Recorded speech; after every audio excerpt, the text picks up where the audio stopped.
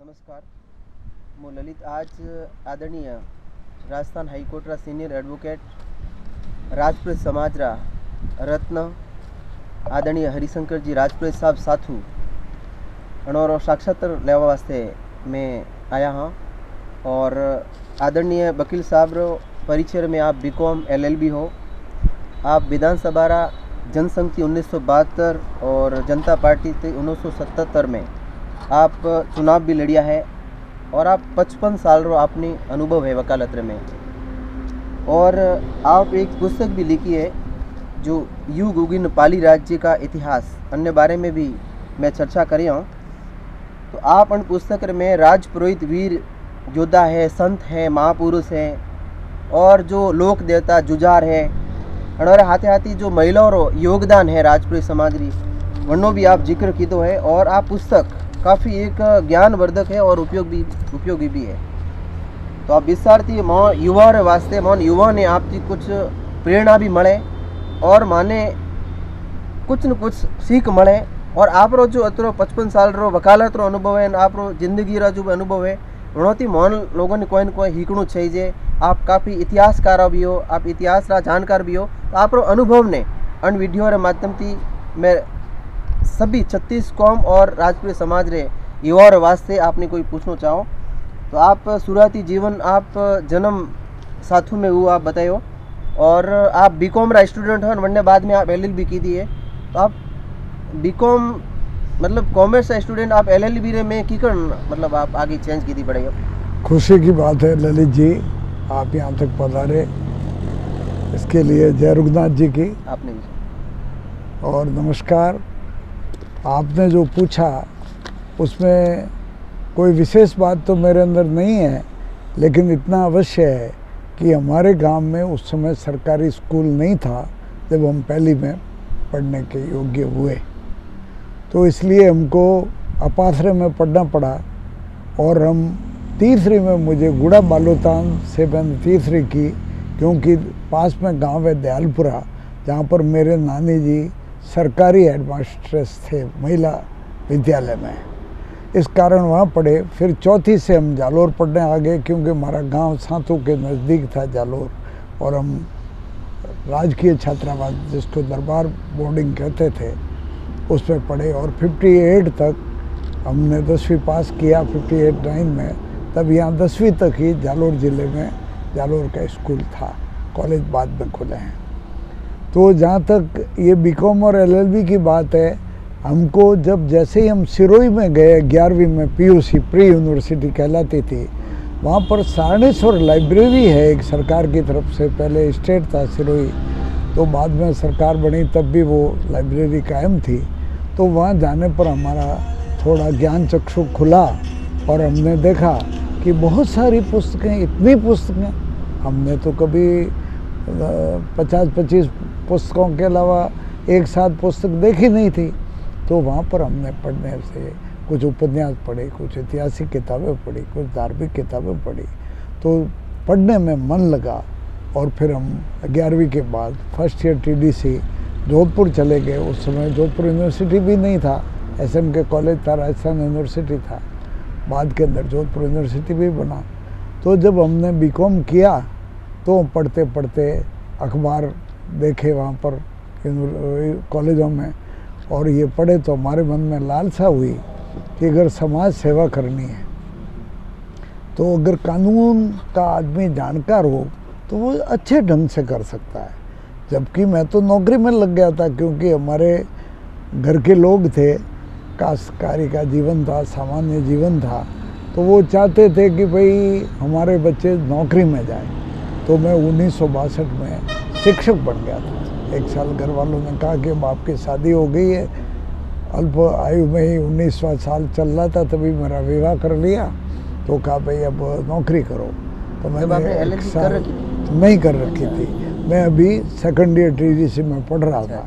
फिर भी मैं पंचायत समिति में शिक्षक बन गया और 8-10 महीने नौकरी करने के बाद में मैं वापस कॉलेज चला गया। घर वालों को समझ में आ गई कि ये बच्चा पढ़ेगा, तो मैं पास हो गया और मैं सेकंड ईयर पास होकर वापस कॉलेज रेगुलर चला गया। वहाँ से बीकॉम पास किया तो उन्होंने कहा अब नौकरी करो। तो हमने कहा कि नहीं करेंगे। तो घर वालों ने कहा भाई ये नौकरी करनी पड़ेगी। तो एनसीसी ग्रुप हेडक्वार्टर जोधपुर में था, तो उस ऑफिस में कर्नल दीप सिंह साहब ग्रुप कमांडर थे, उन्होंने हमको नौकरी में रखे। वो भी बड़ी दिलचस्प कहानी है कि सड़क के किनारे पर ओडवाड़ा के अर्जुन सिंह जी और कर्नल रिचपाल सिंह पाटी मेरे साथ पढ़ते थे। अर्जुन सिंह जी भी सीजेएम होकर रिटायर्ड हुए थे। तो हम लोग खड़े थे और कर्नल दीप सिंह जी रात को टहल रहे थे, तो उन्होंने कहा boys what are you doing here. तो हमने उनसे जैसे बालपन होता है क्या भाई हम तो फालतू में खड़े हैं, जक मार रहे हैं, आप बड़े आदमी लगते हो, घूमने वॉकिंग में निकले हो, तो हमको क्यों डिस्टर्ब कर रहे हो। इस बात से वो बहुत खुश हुए और संक्षिप्त में यही कहूँ कि उन्होंने हमारी नौकरी लगा दी। वो दोनों भाई तो मेरे दूसरे दिन चौपासने में शिक्षक बन गए और कुछ दिनों बाद मुझे दीप सिंह जी ने क्लर्क बना दिया। तो ग्रुप हेडक्वार्टर का क्लर्क रहते, मैंने LLB पास किया, हमने नौकरी छोड़ दी। एग्रीगेट में लॉ फाइनल में मेरे मार्क्स कम आए, 48% नहीं आए, 46% से ऊपर ही आए, इसलिए मेरी नौकरी भी गई और मैं वकील भी नहीं बन सका, इसलिए मुझे वापस परीक्षा देनी पड़ी। तब मैंने पंजाब नेशनल बैंक के अंदर नौकरी की। तो 4-6 महीने मुझे वहाँ रख लिया, वहाँ शर्मा जी मैनेजर थे और इस प्रकार से हमारी पढ़ाई पूरी LLB हो गई। फिर हमने वो नौकरी भी छोड़ दी, सब नौकरियां छोड़ करके हम जालोर में वकालत में आ गए। उससे पहले हमको बहुत अच्छे गुरु मिले, लेखराजी मेहता साहब जो मारवाड़ के अंदर प्रथम LLM थे, उनके पास में हमने हाईकोर्ट में 6 महीने काम किया। और हमको साल ये 67 की बात है, तो हम वहाँ रहे और फिर जनवरी 68 में हमारी सनद हो गई और हम फरवरी के अंदर यहाँ पर आ गए। आने से पहले 1 महीने पर तक हमने पाली में ज़रूर वकालत की, ताकि हमको यूँ लगे नहीं कि हम छोटी कोर्ट में नहीं गए। हाई कोर्ट में तो जोधपुर रह के आए थे। तो 1 महीना सत्यदेव जी पुरोहित साहब थे पाली के बाड़वा के, उनके पास में मैंने वकालत सीखी और फरवरी अंत में मार्च 68 के से प्रारंभ किया। यहाँ आने के बाद बहुत खुला मैदान था। मेरी समाज में जालोर सिरोही के अंदर कोई वकील पहले था नहीं, बाड़मेर वगैरह में, तो इस बहाने मुझे अवसर मिला सेवा करने का और खूब लाभ मिला, लोगों का प्यार मिला, आशीर्वाद मिला। और जहाँ मोहल्ले में रहते थे किराए के मकान में, वहाँ रहे। तो उस समय आदरणीय माननीय सुंदर सिंह जी भंडारी साहब उस समय जनसंघ के प्रमुख नेताओं में से थे और महामंत्री थे और अटल जी के बराबरी में थे। उल्टे अटल जी उनसे जूनियर भी कई बार कहलाते थे। तो सुंदर सिंह जी भंडारी ने हमको जनसंघ में शामिल किया और मेरे मित्र चंपालाल जी मुड़ोत उससे पहले थे, रघुनंदन जी साहब, व्यास जी साहब थे, सांचौर में लक्ष्मी चंद जी थे। इन लोगों का सानिध्य मिला तो यहाँ पर खाली अवसर मिला और मुझे 1970 में ही नगर पालिका का चुनाव लड़ने का भी मौका मिला। पार्षद? हाँ, तो मैं पार्षद, उस समय जनसंघ के 2 मेंबर जीता करते थे, एवरेज 12 में से 2 और 2 ऑप्शन में वो भी कांग्रेस के हुआ करते थे। 14 में से 2 मैं और चंपालाल जी जीते थे, लेकिन हमारे प्रयास से हमने कांग्रेस में आपसी लड़ाई देखी और हमारा आदमी है वो चेयरमैन बन गया। उस बात पे नहीं जाकर के आज आप जो मुख्य आपका उद्देश्य है उस पे आते हैं कि इस प्रकार से हमारी जनसंघ की बात हुई। तो 72 में मुझे चुनाव लड़ाया गया और आहोर से लड़ाया गया। उससे पहले मतलब कोई चुनाव राजनीतिक पार्टी के टिकट पर पुरोहित समाज से नहीं लड़ा हुआ था। तो वहाँ पर उससे पहले जो 72 से पहले 67 में है वो जनसंघ को आहोर से लड़ा था। तो उस समय जनसंघ पार्टी को 52 से लगाकर 67 में 1400 वोट पूरी विधानसभा में मिले थे। 62 में 700 वोट पूरी विधानसभा में मिले थे। लेकिन मेरे प्रयास अच्छे रहे कि 72 में इंदिरा गांधी भी आहोर में भाषण देने आई थी। जोधपुर के जैन युवा उस समय गज सिंह जी लंदन से आए हुए पधारे हुए थे और उनका प्रभाव समाज में अच्छा था। तो उन्होंने कांग्रेस का प्रचार किया और कांग्रेस कैंडिडेट ठकुरानी साहिबा बैसवाड़ा थी, उसके प्रचार में उन्होंने अपने समाज बंधुओं को भी लामबंद किया और जातिवाद का जहर प्रारंभ से ही है ही, उस कारण से मैं 10,000 वोटों से करीब हारा। अच्छा। उसके बाद में सतत। आपातकाल लग गया 75 के अंदर, और इमरजेंसी जब लगी तो लगते ही हम और मेरे मित्र परशुराम जी सोनी थे, जो मंडल के अध्यक्ष हुआ करते थे जनसंघ के, और हम उत्साही लोग हम अहमदाबाद चले गए, क्योंकि गुजरात के अंदर मतलब बाबूभाई जसभाई पटेल की पार्टी का राज था, यानी कांग्रेस के विरुद्ध का राज एकमात्र गुजरात में था, बाकी कम्युनिस्टों का बंगाल में और केरल में था। तो हम वहाँ पर चले गए और हमने जाकर के कुछ क्रांतिकारी लोगों से मिले। तो हम गए, उससे एक दिन पहले ही जॉर्ज फर्नांडिस वगैरह वहाँ से निकल चुके थे, हम उनसे मिलने ही गए थे। खैर जो कुछ भी है, वहाँ हमारे साथी मिले, उन्होंने हमको कुछ काम सिखाए, और उन्होंने ये जो सूतली बम और नकली बम और छोटे मोटे बनाना सिखाया, वो कागजात कारतूस कैसे चलाते हैं, क्या है, बहुत सारी बातें सिखाई। लेकिन हमारा झुकाव उग्रवाद की तरफ कम था, इसलिए हम वापस शीघ्र ही 15-20 रोज वहाँ रह कर के 1 महीना कर आ गए। इधर से वापस आदेश था पार्टी का, संघ का, और बहुत लोगों को गिरफ्तार किया जा चुका था, इसलिए ये आदेश हुआ कि आंदोलन लेकर के कोई बीड़ा उठाए। तो उस बीड़े के अंदर जो जनसंघ के उस समय के पदाधिकारी थे, वो लोग आगे नहीं आए। उस समय रघुनंदन जी को गिरफ्तार कर लिया गया था, लक्ष्मीचंद जी को गिरफ्तार कर लिया था, और आश्चर्य की बात यह है कि 25 जून की रात्रि को 75 को जब देश के अंदर ये काला कानून लागू हुआ था, आपातकाल, उस समय जालोर जिले से एक भी जनसंघी को गिरफ्तार नहीं किया गया था। बाद के अंदर सांचौर में रघुनाथ जी बिश्नोई के विरोधी लक्ष्मीचंद जी के लिए सरकार पे दबाव डाला, तब उनको गिरफ्तार किया गया। बाद में जालोर लाहौर से रघुनंदन जी व्यास को तगतगढ़ गए हुए थे, वहाँ से उनको गिरफ्तार किया गया। तो कहने का तात्पर्य इतना सा है कि यहाँ पर कोई ज़्यादा जोर नहीं था, आपातकाल का कोई विरोध करने वाला नहीं था। तब जाकर जब ये संघ की योजना बनी कि जत्था लेकर के कौन जाए, प्रथम आंदोलन प्रारंभ कौन करे, तो उस आंदोलन को प्रारंभ करने के लिए जो लक्ष्मण सिंह जी उस समय प्रचारक थे, शेखावत, वो जालोर में गुप्त दौरे पर आए और उन्होंने कहा, तो उस बीड़े को हमने झेला और हमने कहा कि हम इसकी अगुवाई करेंगे। तो मेरे साथ में कुछ लोग तैयार हुए, तो 3 लोग संघ के थे और 2 लोग हम जनसंघ राजनीतिक पार्टी के थे। तो इसमें चंपालाल जी, मैं और ताराराम प्रजापति, जिसका देहांत हो गया, चंपालाल जी स्वर्गवासी हो गए, और एक महावीर शर्मा टोंक का यहाँ आया हुआ रहता था, तो महावीर शर्मा, और इस प्रकार से हम लोगों के, वादुमल जी का नाम था, लेकिन वादुमल जी को उस रात ही गिरफ्तार कर लिया गया।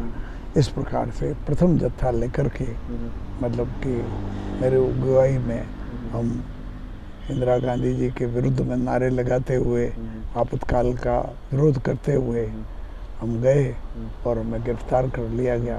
हथकड़ी हमको बेड़ियाँ डाली गई और उसके बाद में हमको रात्रि में रेल से जोधपुर जेल पहुंचाया गया, जहाँ पर वहाँ जो लोग थे उन्होंने हमारा खूब उत्साह से स्वागत किया और हमको बहुत कुछ सीखने को जेल में मिला। और हमने भी बहुत मंथन किया, बहुत सारे लोगों को देखा, और उसमें पुरोहित समाज के भी कुछ लोग थे, लेकिन मीसा में पाली जिले से एक सबल सिंह जी राजपुरोहित साहब शिव तालाब के थे, जो बाद में पंचायत समिति के प्रधान भी बने, लेकिन वो कॉमरेड थे, वामपंथी थे। और इधर से मैं हरिशंकर में था, तो हम लोगों के वहाँ पर भी गोष्ठियाँ होती थी प्रत्येक सप्ताह में कि ये राजनीतिक मंथन क्या है और क्या है। उसमें भी हमारी विचारधारा चलती थी, और मेरा ये कहना था कि इंदिरा गांधी हमको तब तक नहीं छोड़ेगी जब तक उसके आका रूस से उसकी दोस्ती थी। तो रूस जब तक इंदिरा गांधी को दबाव नहीं डालेगा तब तक वो नहीं छोड़ेगी, क्योंकि इंदिरा गांधी रूस के पक्ष में थी और अमेरिका इंदिरा गांधी के विरुद्ध में था, अमेरिका पाकिस्तान के साथ, और अफ़गानिस्तान पर रूस का कब्जा था और अमेरिका रूस के ज़्यादा विरोध था। तो रूस का दबाव इसलिए होने की मुझे उम्मीद थी कि केरल और बंगाल के वामपंथी लोगों को पकड़ा गया था, जिस प्रकार हम जनसंघियों को पकड़ा गया था, जिस प्रकार देश के आरएसएस के संघियों को पकड़ा गया था और कुछ समाजवादियों को पकड़ा गया था, कुछ कांग्रेसियों को पकड़ा गया था, जिसमें मुरारजी देसाई वगैरह। आपातकाल के बाद फिर 77 में आप आपातकाल के बाद के अंदर, जब आपातकाल फरवरी 77 के अंदर, हम कागजों में तो 16 महीने रहे, लेकिन वस्तुतः मतलब ये कम ज़्यादा भी हो जाता है, क्योंकि लास्ट के दिनों के अंदर कई कारणों से, जैसे मेरी पत्नी अधिक रुग्ण थी, वो पैरालाइज जैसी हो गई थी, इसलिए विभिन्न कारणों से मुझे पैरोल पर छोड़ दिया गया था इलाज के लिए। मेरे अंकल की डेथ हो गई थी, उनके लड़के पुलिस में कांस्टेबल थे, तो इन परिस्थितियों को देखते हुए मैं 18 महीने नहीं रहा, क्योंकि 2 महीने बाद में ही हम आंदोलन करके गए थे। और उसके बाद में जब हुआ तो हम लोग को राजनीति के चिंतन में थे कि चुनाव को कैसे जीता जाए। जो चुनाव आया 1977 में, आप प्रत्याशी बने, तो 77 के अंदर चुनाव हुआ, तब स्वाभाविक रूप से आहोर से मुझे ही चुनाव लड़ा जाना चाहिए था, लेकिन राजनीति के अजब बाहें हैं, जातिवाद भी बहुत चलता है। तो राजनीति के अंदर उस समय अध्यक्ष वाजपेयी जी थे और कृष्णा कुमारी जी जोधपुर की राजमाता थी, वो भाद्राजन राजा साहब पर विशेष मेहरबान थी। तो इसलिए भाद्राजन राजा साहब जो कांग्रेस के प्रधान थे, स्वर्गीय गोपाल सिंह जी, उनको जनता पार्टी का कैंडिडेट बनाया गया। तब स्वाभाविक रूप से मैं उनके समर्थन में था, लेकिन माननीय सुंदर सिंह जी भंडारी ने उसमें परिवर्तन कराया और मुझे रानीवाड़ा क्षेत्र से जनता पार्टी का चुनाव लड़ने के लिए भेजा गया। मैं रानीवाड़ा क्षेत्र को पहचानता भी नहीं था, रेलवे स्टेशन को जरूर जानता था, लेकिन जब पार्टी का आदेश था तो हमने उसको शहर स्वीकार किया। मुझे कहना नहीं चाहिए, अच्छा भी नहीं लगता, आज पानी बहुत नदियों में बह चुका है, लेकिन उस समय की राजनीति में जो मतलब भूतपूर्व विधायक थे, मालवाड़ा ठाकुर साहब, बड़गांव ठाकुर साहब प्रमुख वगैरह, इन लोगों ने भयंकर मेरा विरोध किया और उस वजह से मैं चुनाव में कुछ मतों से हार गया, क्योंकि रत्नाराम जी चौधरी है, उनको स्वतंत्रता सेनानी का बेटा मान करके और सब जाति लामबंद कर करके अंदर का और बाहर का उम्मीदवार बता करके, मतलब मैं 3000 वोटों से वहाँ से हार गया। तो उसके बाद उस समय भी मैं जिला अध्यक्ष था और मैं उसके बाद 80 के अंदर भारतीय जनता पार्टी बनी, तब भी मुझे मतलब चुनाव में मैं वापस जिला अध्यक्ष बना। 1980 में स्थापना में आप हाँ, स्थापना में जो थोपे गए अध्यक्ष थे वो तो आयदान सिंह जी साहब थे, अक्षय मेले बिन माल के, लेकिन थोड़े दिन बाद 4 महीने बाद जब चुनाव हुए तो पार्टी के चुनाव में मैं जिला अध्यक्ष बना, ठीक है ना। तो मैं लगातार 4 साल से ज़्यादा जिलाध्यक्ष रह नहीं सकता था, इसलिए वापस 2 साल में महामंत्री बनता था और चंपालाल जी महामंत्री। तो मैं सन 91 तक मैं लगातार बना रहा।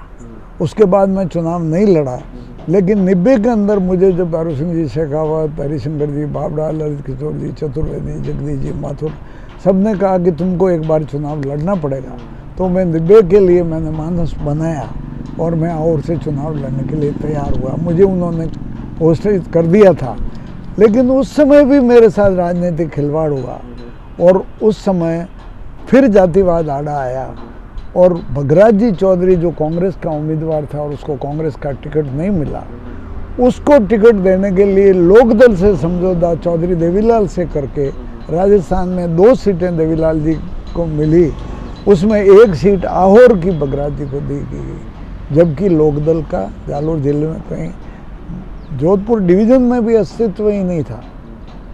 इस प्रकार से मैं जिला अध्यक्ष रहते हुए निर्दलीय चुनाव लड़ा, मुझे पार्टी ने बाहर नहीं निकाला, ठीक है ना। और पूरे ज़िले में भारतीय जनता पार्टी का चुनाव संचालन मेरे हाथ में ही रहा। तो 4 सीटों पर मैं भारतीय जनता पार्टी का काम कर रहा था और अहोर की सीट पर मैं निर्दलीय चुनाव लड़ रहा था, जिलाध्यक्ष निशान तराजू पर मैं चुनाव लड़ा और उसमें भी मुकाबला रहा कि मेरे से 1100 वोट बगराज जी चौधरी को ज़्यादा आए और बगराज जी से 1100 वोट बीजेपी कांग्रेस के उम्मीदवार राजा गोपाल सिंह जी। राजा गोपाल सिंह जी ने फिर कांग्रेस ज्वाइन कर ली, जनता पार्टी से कांग्रेस ज्वाइन कर ली। इस प्रकार ये राजनीति, उसके बाद मैंने उचित नहीं समझा कि राजनीतिक चुनाव लड़ा जाए, तो उसके बाद से मैंने सक्रियता छोड़ दी और मैं बिल्कुल ही मतलब कि दूसरे कामों में, सामाजिक कार्यों में लग गया और साहित्य लेखन और इतिहास को पढ़ने में लग गया। हाँ, तो आप बताइए राजनीतिक कैरियर आपने शुरुआत में क्यों कि कुछ सामाजिक कम्युनिटी बात भी भेजा है, तो शुरुआत करो तो जैसे आपने राजपुरोहित समाज में अपन ब्राह्मण जैसे आपने क्या, ठीक है, देखिए तो अन्य कोई योग्यता वे या कम से कम ज्ञान रे आधार में राजपुरोहित एक पदवी है। या पसी पहले वेदों के अनुसार मधु जी के टाइम से वर्ण व्यवस्था थी, जाति व्यवस्था नहीं थी और वर्ण में जो ब्राह्मण कार्य श्रेष्ठ कार्य करता था या पठन पाठन का कार्य करता था, पद जो काम करते थे उनको ब्राह्मण माना जाता था। जो छात्र धर्म की पालना करते थे या रक्षा करते थे उनको क्षत्रिय कहा जाता था और जो व्यवसाय कृषि काम करते थे वो वैश्य और शूद्र और इस प्रकार कहलाते थे। लेकिन उस इतिहास में नहीं जा कर के अपन जब इस जातिवाद पे ही आ जाते हैं तो जो ब्राह्मण क्षत्रिय वैश्य और शूद्र इस पर आते हैं तो पहले तो कर्मणा ये जातियाँ थी, बाद में जन्मना जब हो गई तो अपन इसमें ही चलते हैं कि ब्राह्मण है उसका श्रेष्ठ कार्य था और राजपुरोहित और सामान्य ब्राह्मण में थोड़ा सा अंतर है कि राजपुरोहित पे दोहरा दायित्व है कि वो ब्राह्मण तो है ही, ब्राह्मण तो होना ही चाहिए, लेकिन उस पर राजा का अंकुश पूरा नहीं है। मतलब राजा के मंत्रियों पर तो राजा का अंकुश है, राजा मंत्री बदल भी सकता है, कर भी सकता है, लेकिन एक बार राजपुरोहित बनाने के बाद राजपुरोहित राजा को भी रोक सकता है कार्य करने से, जबकि मंत्री राजा को रोकने पर राजा रुकना आवश्यक नहीं है, लेकिन राजपुरोहित रोकता है तो राजा रुकता है और अगर नहीं रुकता है तो राजपुरोहित अपने पद से मतलब वो त्याग पत्र दे करके नाराज होकर के वो चला जाता है। सब आप अबार राजस्थान में के जो जैसे अबार वर्तमान में जो आप लोग हैं तो हमें अन समय में अपने कम से कम हर युवा ने कम से कम योग्यता रहनी चाहिए ताकि सांसारिक जीवन है हर दृष्टि थी वो परिपक्व हो जाए और इतिहास थी अपने कौन सीख लेनी चाहिए। इसमें इतनी सी बात है कि हर युवा को पहले तो मारवाड़ी में पहली तो कोई भी युवा है वो जिन गोत्र में जिन समाज में पुरुष समाज थी मारो अर्थ है या ब्राह्मण समाज थी अर्थ है जटे वने जन्म लीधो है वने इतिहास री जानकारी वने स्थान री अवश्य वेणी चाहिए और आ जानकारी वो रावजी मुती भी ले सके, गाँवरे में जो इतिहास है उनती ले सके और कई छुपियोड़ा इतिहास है जो सतीरा स्थान है, झुंझारा स्थान है, मामाजीरा थान है, मेला जो लागे है, कथा है, दंत कथा है, उनोंती भी वो वरना इतिहास की जानकारी ले सके और वन इतिहास की जानकारी ले और उन्ना जो भाई है उन्ना जो गिनायत यानी रिश्तेदार है उन्होंने भी जानकारी ले सके। और हैंगू बड़ी जानकारी आ है कि ब्राह्मण या पुरोहित या राजपुरोहित तो पदवी है, पहला उन्होंने राजगुरु कहता कि राजा रा गुरु है, ठीक है ना, तो राजगुरु ही जो वो है अबार 70-80 साल में राजगुरु शब्द ही राजपुरोहित रे नाम थी प्रचलित वो है। यूँ राजपुरोहित समाज रे में राजगुरु गोत्र भी है, लेकिन राजगुरु भी गोत्र है और जन गुजरात में राजगौर के और यूँ रायगुर भी गोत्र है। रायगुरु मतलब राजा और ब्राह्मण का संपर्क जो पैदा हुआ था उन्होंने रायगुरु के कन्नी माँ मतलब ब्राह्मणी थी और पिता क्षत्रिय तो या पिता क्षत्रिय तो ऐसा बहुत प्रसंग है कि रक्त संबंध भी ब्राह्मण क्षत्रिय है और कई ऋषियों री शादी राजाओं री कन्याओं थी वही थी। उन बात में ओपे बार नहीं जाए रही यहाँ। और कई राजवंश है, दैया राजवंश है, वेदादीची री संतान है, गुहिल राजवंश जो मेवाड़ राजवंश है, शक्ति सिंह है, सांगा है, कुंभा है, ये भी गुहिला दत्य जो तो वो ब्राह्मणी तो गुफा थी लादो इनती गुहिला देते है, कमला देवी राजस्थान पान करने मोटा घोड़ा है। और अटती आप आ बात क्यों करो, अपना आराध्य श्री राम जो है अनोरा जो लड़दादा था आगे वे सौदास जी एक हा, सुदास रा बेटा सौदास, वे राक्षस वृत्ति में आ गया था और उन्होंने बड़ी योग्य रानी थी दमयंती, और उन्होंने ब्राह्मण रोजरे श्राप वेगियो और उन्होंने वंश बंद वेगियो। तो दमयंती ब्राह्मणी थी, प्रार्थना की थी कि श्राप पाछो लो, श्राप पाछो वे नहीं सकते तो इन बात से वर्णन कियो कि थारे बच्चा वे सके, थारे पति रे नहीं वे सके। तेरे वने वशिष्ठ जी थी नियोग करायो तो, और वो नियोग थी जो बच्चों पैदा हुआ वो 9 मासी भी बाहर नहीं आयो, 7 मासी भी नहीं आयो, 11 मासी बाहर नहीं आयो। अण वास्ते वरना उपचार में दाई डॉक्टर उमटेमरा जो हा वे पत्थर उन्हें बारे काढ़ियो।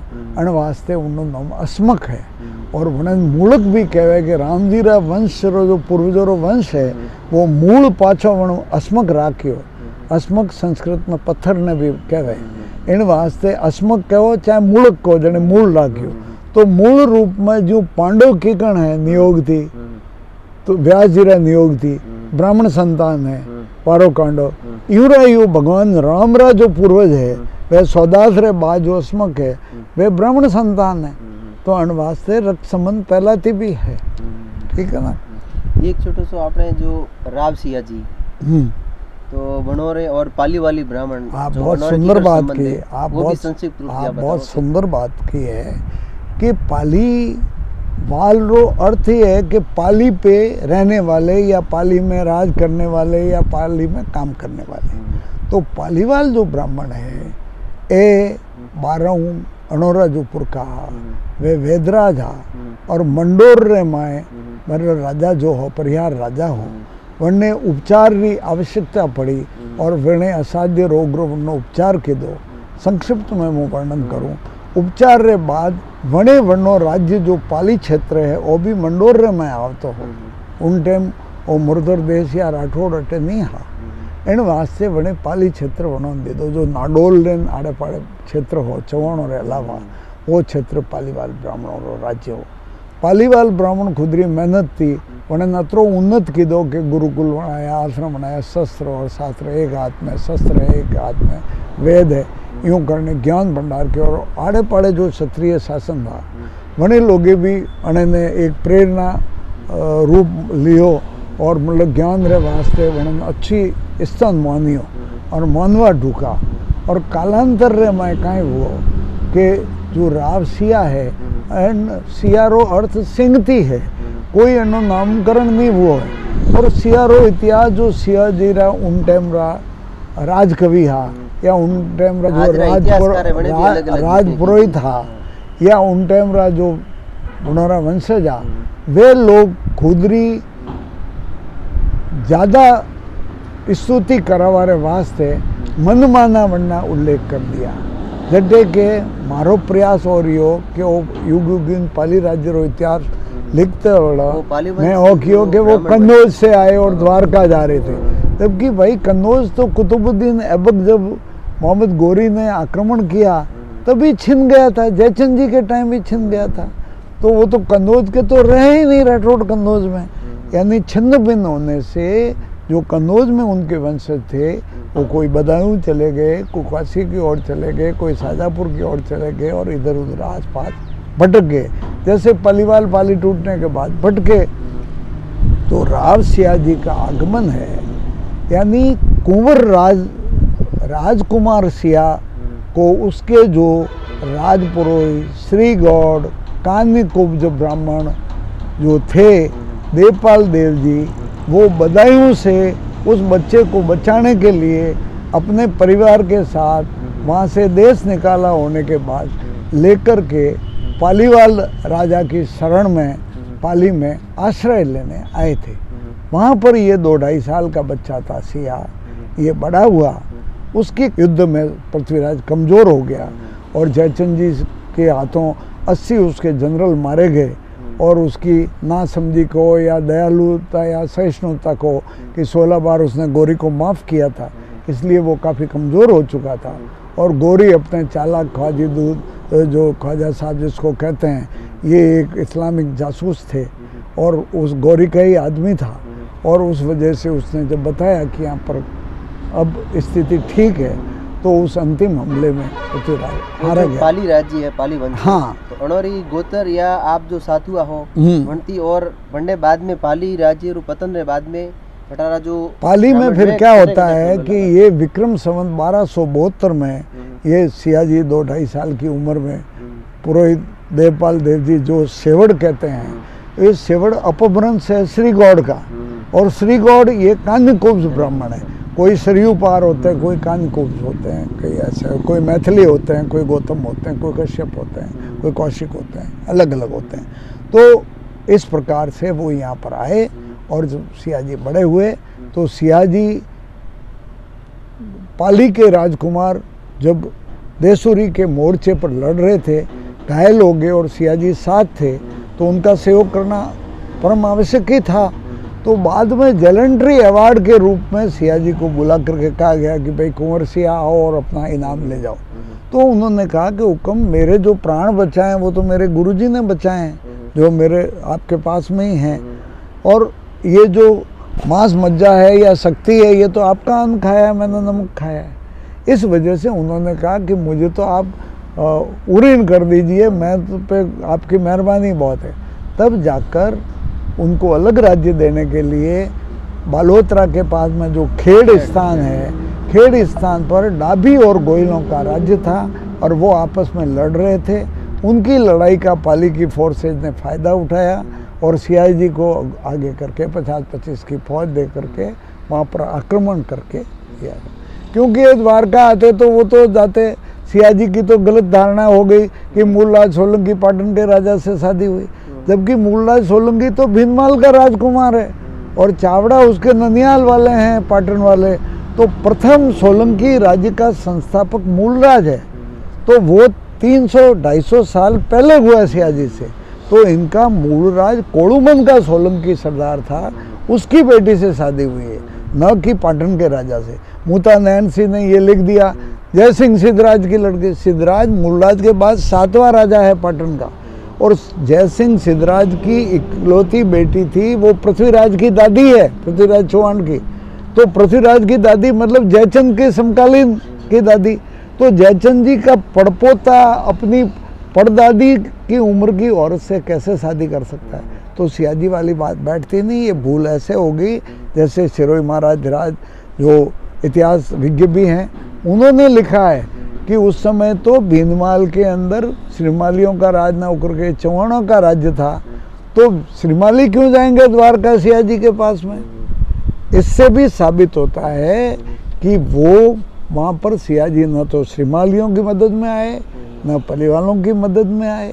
हाँ, ये अवश्य है कि जब खेड़ पर इनका राज्य हो गया और विक्रम संवत 1330 में दिल्ली के सुल्तान बलवन ने रजिया का कुटुंबी भाई लगता है गुलाम हमला किया पाली पर, और सियाजी ने जब सुना तो अपना कर्तव्य निभाने के लिए वो वहाँ से पधारे, और लेकिन वो रोहिट के पास वीठू गांव है, वहाँ पर ही वो मारे गए।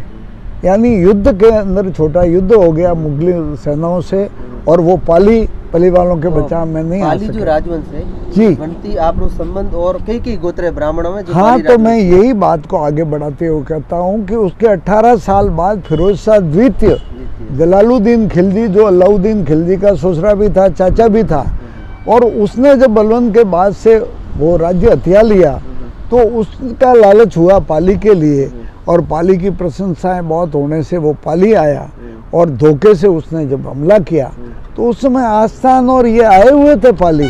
तो आस्थान जी जो सियाजी के पुत्र थे बड़े, जिनको राव आस्थान बनाया गया था, जिनके पुत्र धुवड़ जी थे, तो आस्थान जी वहाँ काम आए। उनके याद में आस्थान जी के गुरुजी पुरोहित जी, सेवड़ पुरोहित जी, और पाली के नरेश, पाली के कंवर साहब, उनकी फौंदे गुंदेचा पल वगैरह सभी लोग काम आए, तो उसके लिए उनकी याद में पवित्र स्थल बनाया गया जिसको धौला चौतरा कहते हैं। वो जो पाली जो ब्राह्मण राजवंश से वरना स्मारक है वो। हाँ, वो बाजार आज की पाली है, उसके बाजार के बीच में ही धौला चौतरा आया हुआ है। पहले वो गूंदा जी थे, पाली नरेश के पुत्र, उनका ही जाव था तालाब के किनारे पर। तो उन खेत में जब युद्ध का मोर्चा था, वहीं पर जिस मोर्चे में मारे गए वहाँ अब बाजार है, तो वहाँ स्मारक पाली वालों ने बनाया है। और पाली का जो किला था और महल थे जहाँ राणा प्रताप का भी जन्म हुआ, क्योंकि जोधपुर जालोर के जो चौहान हैं उनके ही अंदर में पाली आता था। तो राणा प्रताप के नाना हैं वो पाली में रहते थे, तो वो ही पहले पाली वालों के राजमहल थे।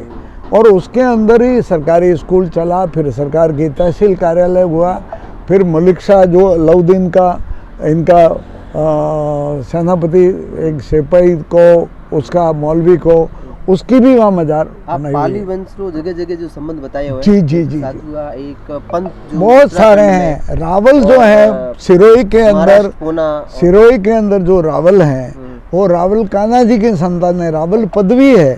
क्योंकि जब पाली टूटी तो पाली वालों में से एक पालीवाल जालोर आ गए, चौहानों के दोस्त थे, वो राजा राम जी हैं, वो हमारे पुरखे होते हैं जालोर। हाँ, उनको सातों गांव मिला। ये लंबी चौड़ी बातें हो जाएगी। तो फिर 84 गांव यहाँ, 42 गांव यहाँ जालोर जिले में हुए।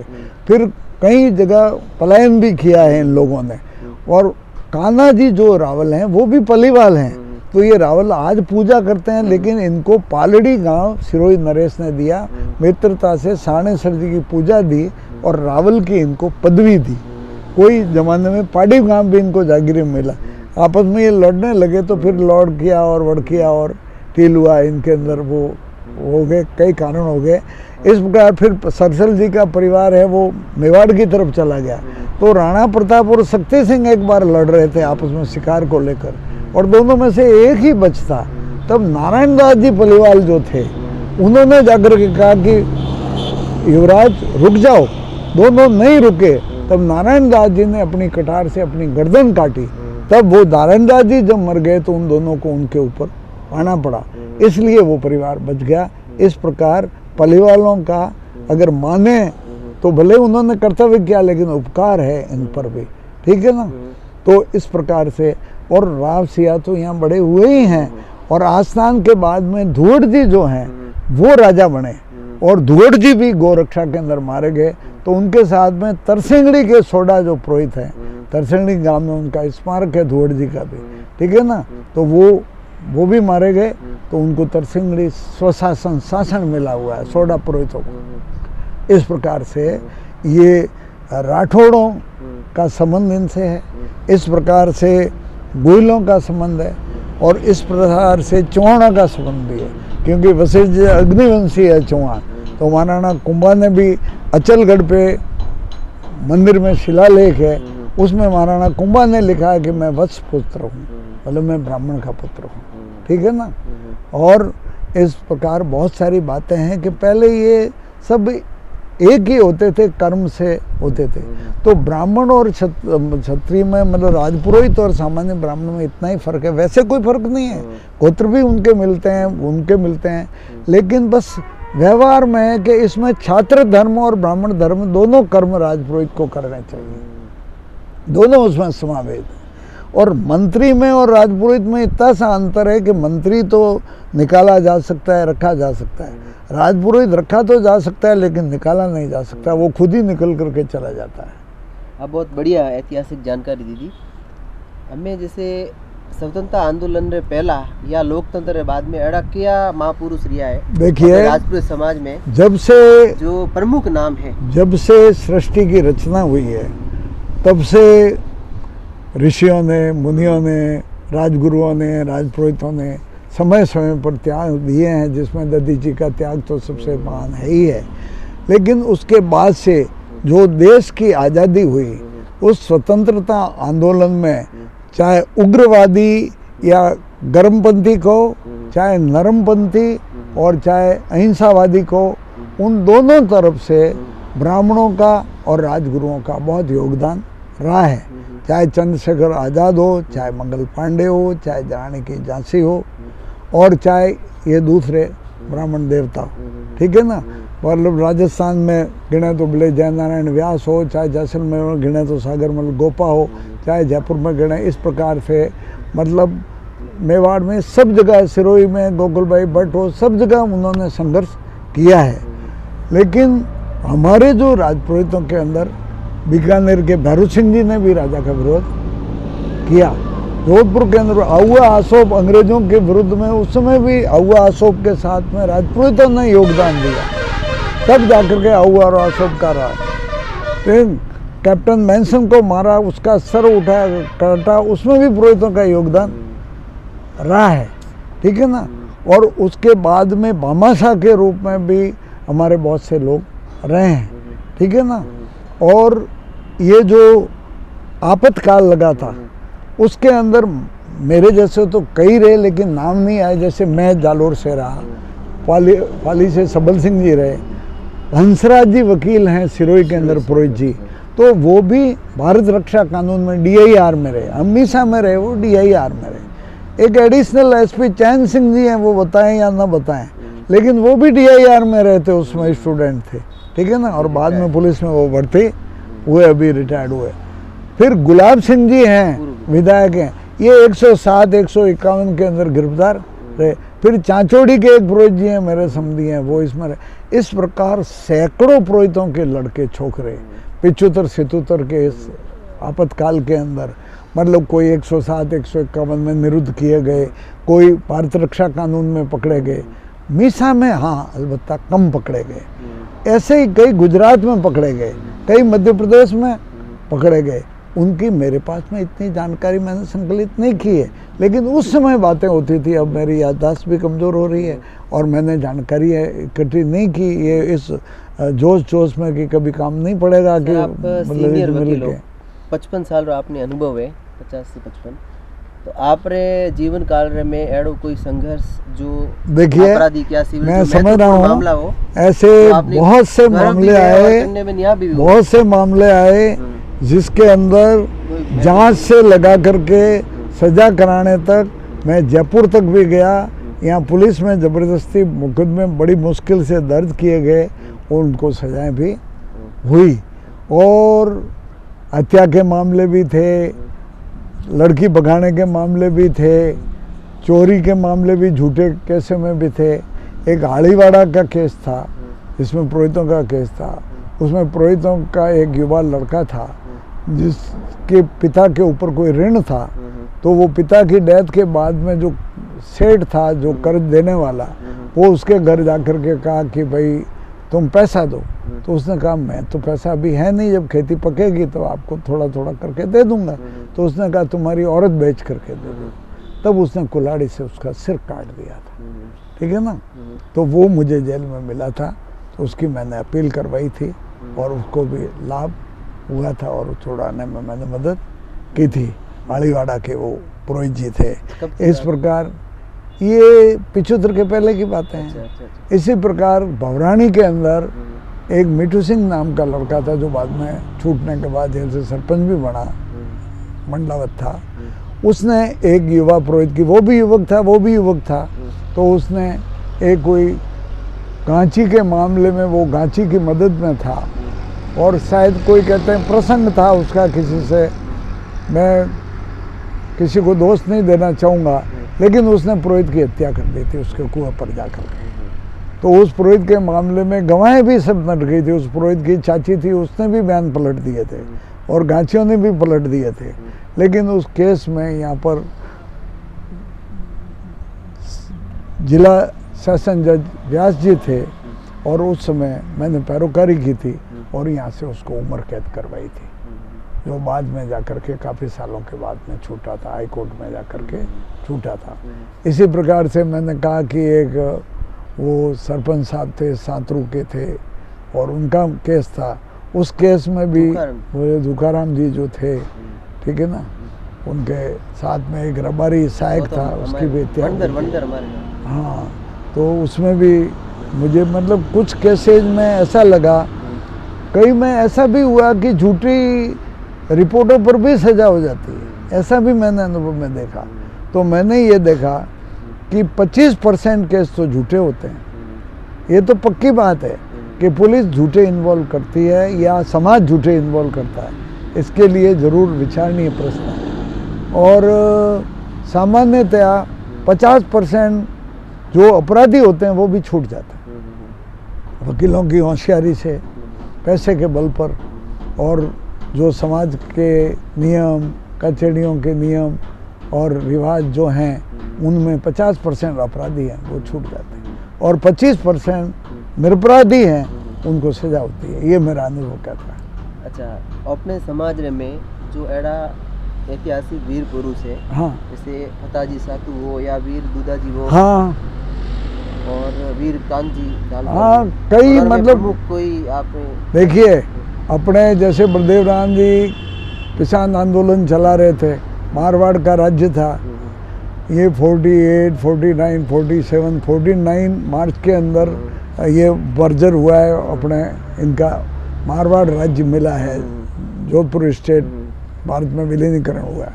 उससे पहले किसानों का आंदोलन 46-47 में चला था, तब बागरा के मांझी जागरवाल भी बलदेव राम जी को और लाठी खाई थी, और उसके बाद में उनका इलाज बराबर नहीं हुआ और उनकी मृत्यु हुई। तो अब कौन इनको कहे कि ये क्रांतिकारी थे और शहीद हुए? तो इस प्रकार से कि कांजी का तो ये था कि रेवेन्यू जब ये बिगोड़ी वसूल की जाने लगी तो साधु के पुरोहितों ने कहा कि भाई हम तो स्वशासन के मालिक रहे हैं, गांव के जागीरदार रहे हैं। हाँ, ये तो कल 60-62 की बात है। कहा कि हमने कभी टैक्स नहीं दिया, हम बिगोड़ी क्यों भरे? तो उन्होंने कहा कि बिगोड़ी तो गांव वालों ने भूख हड़ताल बिना नेतृत्व के कर दी, जो गांव में स्थानीय नेता थे उनके सारे कर दी। हम तो विद्यार्थी थे उस समय, कुछ जानते नहीं थे। तो उन लोगों ने, हम कॉलेज में पढ़ते थे, तो उन्होंने भूख हड़ताल कर दी। और भूख हड़ताल करते जब आरएसी ने, पुलिस ने गांव को घेर लिया, चौटे को, तो लोगों ने अपने मवेशियों के भी वो उनको खिलाना पिलाना बंद कर दिया, चारा डालना बंद कर दिया, पानी पिलाना बंद कर दिया। तो कांजी ढालतर मतलब हमारे भाई होते हैं, कुटुंब में आपस में कुटुंब बने हुए हैं, उसमें एक ढालतर भी कुटुंब है। तो कान सिंह जी ने ये सोचा कि इतने लोग मर जाएंगे और पशु मर जाएंगे, तो बेटर है कि मैं ही मर जाऊं, त्याग कर दूं। तो उन्होंने तलवार लेकर के पहन ली। तो जो प्रशासन था वो घबरा गया और उन्होंने, सरकार ने समझौता किया। कांजी तो बच गए, इलाज हुआ, और कांजी, भगवान ने उनको लंबी उम्र दी थी, उस समय तो बच गए। और बिगोड़ी है वो एडजस्ट कर ली, जो मुआवजा था उसमें एडजस्ट ली। वो गांव वाले समझ नहीं पाए, गांव वालों ने तो समझा हमारी बिगोड़ियाँ माफ़ होगी, लेकिन सरकार ने चालाकी से वो उनका मुआवजा नहीं दे करके एडजस्ट कर लिया, और 20 साल साथ में बिगोड़ी नहीं लगी। उस मुआवजे को ही एडजस्ट कर लिया सरकार ने, जागीरदारों के मुआवजे। और दूधाजी भीलमाल, दूधाजी हैं वो तो महान श्रीमाली थे, अरनाएं उनकी जागीर थी। केसर देव जी, तो जो केसर देव जी श्रीमाली महान ज्ञाता और पंडित थे, लेकिन उनके एक भागवंती बेटी ही थी, तो वो शिव भक्त थे, और वंदर के हनुमान जी के भी वो भक्त थे, ठीक है ना। तो उन्होंने भक्ति की और बुढ़ापे में उनके एक संतान हुई, वो दूधाजी हुए। तो वो सुरवीर, वो इतने ज्ञानी थे कि उनको मतलब शास्त्रों का भी पूरा ज्ञान था और शस्त्रों का भी पूरा ज्ञान था। तो लोग उनसे ब्राह्मण ईर्ष्या करने लगे कि ये इतना विद्वान कर। वो 1 साल के तब तो उनके पिताजी का देहांत भी हो गया, तो भी उनकी माँ ने और बहन ने उनको पाल पोस गया। अरनाए तो छूट गया, तो काला गांव कह करके उन्होंने छोड़ दिया। आज भी मेरे ख्याल से श्रीमाली ब्राह्मण वहाँ पानी अरनाए में नहीं पीते, और दूधावतों को भी नहीं पीना चाहिए मेरे हिसाब से। मुझे पता नहीं क्या पीते हैं कि नहीं पीते हैं। तो अरनाए गांव की जागीर छूट गई, भीनमाल रहते थे। तो भीनमाल के ब्राह्मणों, क्योंकि वो घोड़ों के इतने जानकार थे पशुओं के बारे में, और विशेषकर घोड़ों के घुड़सवारी में, कि मेवाड़ का राणा मोकड़ उनका मित्र हो गया था और यदा कदा उनकी सलाह लेने बुलाया करता था। तो एक बार मोकल ने उनको बढ़िया घोड़ा इनाम में दे दिया। तो वो जब लेकर के आए घोड़े पे चढ़ के, तो ब्राह्मणों ने सुरसुरी चला दी कि ये चोरी करके लाए, ये बहादुर आदमी है इसलिए घोड़ा चोरी करके लाया, जबकि उनको अच्छा नहीं लगा। इस प्रकार उनके 7 बेटे थे, उनकी 3 शादियाँ हुई थी, बड़ा लंबा चौड़ा परिवार था। तो एक विवाह उनका मादा हुआ था, मुंदवचा राजपुरोहित मादा है, ठीक है ना। तो हाँ, नौरवा के बारवा के भाई हैं मादा। तो मादा उन्होंने पाली के महाराणा पर भी बहुत सारे एहसान हैं, ठीक है ना, इस प्रकार से वो थे। तो मादा की बड़ी जागीर थी और मंगलेश्वर महादेव वहाँ आज भी पूजे जाते हैं, प्रसिद्ध मंदिर हैं। तो एक बेटी उनकी पत्नी दूधा जी की, मादा की लड़की ठाकुर साहब की, और मादा जागीरदार की बेटी मंगलेश्वर महादेव को साथ लेके आई थी। तो उन्होंने उनके रूपनगर उन्होंने बसाया था। तो उनका बेटा भी एक रूपा हुआ, तो रूपा के नाम से रोपसी हुआ, आला के नाम से आलड़ी हुआ, और वणदर के वणदार नाम था उससे वणदर हुआ, मोहन जी के नाम से मोहन जी का वाड़ा या वो मनोहर जी के नाम वाड़ा हुआ, खांडा के नाम से खांडा देवल। ये सब दूधा जी के वंशज हैं। तो फिर दूधा जी ने क्या कि जब उनको ईर्ष्या करने लगे तो दूधा जी ने आसपास की जागीर को अपने कब्जे में ले लिया और वो वहाँ के ठाकुर बन गए, ठीक है ना। फिर उन्होंने पालमपुर की आर्मी जालोर पे हमला करने आ रही थी, तो उसको रोक करके खाना भी खिलाया था। तो उनकी दोस्ती से उनका मान, मतलब उनका वर्चस्व ज़्यादा था और इसलिए उनका सम्मान बढ़ता रहा। फिर उनका एक लड़का सांगा था, जो ये सांगरिया जोधपुर के पास गांव है, सिंदड़ी के आगे, दूधों का वाड़ा एक है। तो वो सांगा जी को इनाम में मिला था। वो उधर से सांगा जी जा रहे थे, उसको पता नहीं था कि यहाँ मिलिट्री की ट्रेनिंग हो रही है। तो उन्होंने मिलिट्री वालों ने कहा तुम कौन हो? तो कहा मैं सांगा हूँ कि दूधा जी का लड़का हूँ। तो वो दूधा जी के नाम को सब जानते थे, इसलिए कहा, लेकिन उनको लगा कि ये कानून तोड़ने वाला है, इसको सजा मिलनी चाहिए। तो हाथी से उसको लड़वाया, तो उसने हाथी को भी गिरा दिया था। तब जा कर के वो खुश होकर के उसको जागीर दी। तो उसने कहा मेरे सांगरिया मुझे देने से क्या होता है, मेरे पिताजी को क्या जवाब दूंगा। तब वो उनको एक और गांव दिया, उसका दूधों का वाड़ा है। बहुत बहुत धन्यवाद। हाँ, बहुत खुशी हुई। और आप युवा लोग देखिए, सब बातों का एक ही सार है कि ज्ञान वर्धन करना चाहिए, शक्ति वर्धन करते रहना चाहिए, शरीर का ध्यान रखना चाहिए और पढ़ाई का ध्यान रखना चाहिए, और सेवा का भाव तो रहना है। पुरोहित का अर्थ ही है कि पुर का हित करने वाला, परायों का हित करने वाला, सबका हित करने वाला। और राजपुरोहित तो जब राज होते हैं तो राजपुरोहित होते हैं। आज राजपुरोहित वो होंगे जो राजा को सलाह देते हैं, ठीक है ना। जो सेक्रेटरीज वगैरह हैं वो उस रूप में तो नहीं है, लेकिन एक तरीका है, ठीक है ना। बहुत धन्यवाद। तो बहुत आपको भी अच्छा हुआ, और मेरे लाभ मिले और मुझे मिलते रहिएगा, मेरे लायक काम हो तो अवश्य करिए।